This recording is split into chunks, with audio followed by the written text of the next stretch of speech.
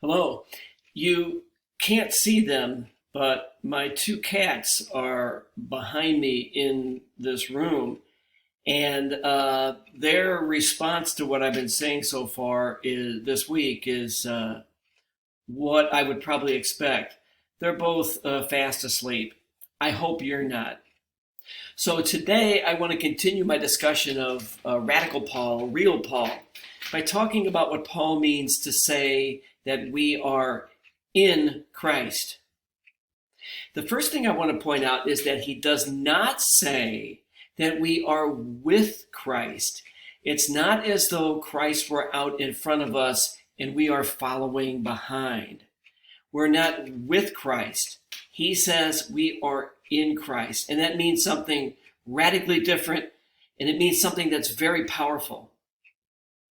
What it meant for Paul is that he had become one with Christ in the sense that Paul himself had internalized, had made his own the values of Jesus, the values of justice, equality, love, and peace.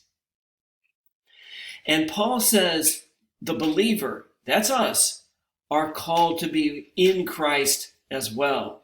In other words, it is our call to internalize, to make our own the same values that Jesus held in this life.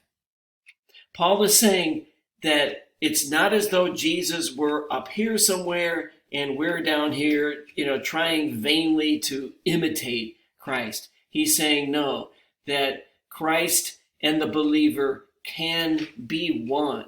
Why? Because God is already in us. Christ is in us because of our birth, because of our baptism, because of our faith.